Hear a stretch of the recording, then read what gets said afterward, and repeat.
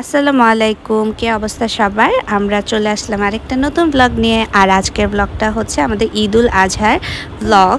তো আমরা মানহার দাদু বাসা থেকে মানহার নানু বাসায় চলে আসছি। আর এই হচ্ছে আমাদের ঈদের গরু, আলহামদুলিল্লাহ। তো আমরা আগের দিন রাতেই গরু কিনে ফেলছিলাম। তো মানহা সকাল সকাল গরুর সেবা শুশ্রূষা করার জন্য নিচে চলে আসছে। আর আমাদের গরুটা অনেক ভালো ছিল, ওকে ধরলে ওর উপর বসলেও ও কিচ্ছু করতো না, যার কারণে এলাকার সব বাচ্চারা ওই গরুরই শুধু সেবা শুশ্রূষা করতো, ওই গরুকে খাওয়াতো, ওই গরুর আশেপাশেই থাকতো। তো মানহা তো বাসায় মোটামুটি ছিলই না, দেখা যায় তো যতক্ষণ সে মানে ব্যস্ত থাকতো না খেলাধুলা নিয়ে, তত তার বাকি টাইমই সে নিচেই থাকতো। তো এইখানে হচ্ছে মানহার ফ্রেন্ডকে নিয়ে গরুকে খাওয়াচ্ছে। তো গরু দাঁড়ালে আবার আমি একটু কাছে কম যাইতে দিতাম, কেননা কোন সময় গরুর মেজাজ কি হয়। তো এই হচ্ছে মানহার বাবা ওদেরকে খড় দিচ্ছে আর ওরা হচ্ছে গরুকে খাওয়াচ্ছে।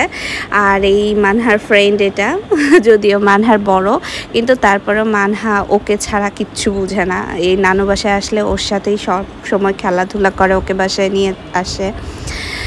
তো এই হচ্ছে আমাদের গরুর সেবা শুশ্রূষা চলছে। আর এবার গরুটা অনেক দিন আমাদের বাসার নিচে থাকার কারণে আমাদের একটা অন্যরকম মায়া চলে আসছিল গরুর উপর।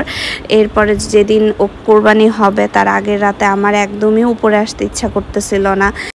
এই তো মানহা ঈদের আগে মেহেদি দেওয়া স্টার্ট করে দিয়েছে আর বিস্কিট খাচ্ছে। তো ওকে মেহেদি দিয়ে আমি একটু মেহেদি দিয়েছিলাম। তো ঈদের আগের দিন আমরা সকাল সকাল শপিংয়ে চলে গেছিলাম, যেহেতু ঈদের আগে একটু ভিড় কম থাকে। তো এই শপিং শেষ করে আমরা চলে আসছি বাসায়। তো এটা হচ্ছে ঈদের পরের দিন আমরা একটু ছাদে গিয়েছিলাম ফটোশ্যুট করার জন্য।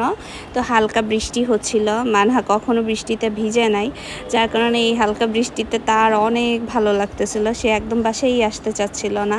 আকাশটা এত সুন্দর ছিল, ওয়েদারটা এত সুন্দর ছিল, যদিও হালকা ভ্যাপসা গরম ছিল, কিন্তু তারপরেও মানে অনেকদিন পরে ছাদে উঠে মানহার আর বাসায় আসতেই ইচ্ছা করতেছিল না।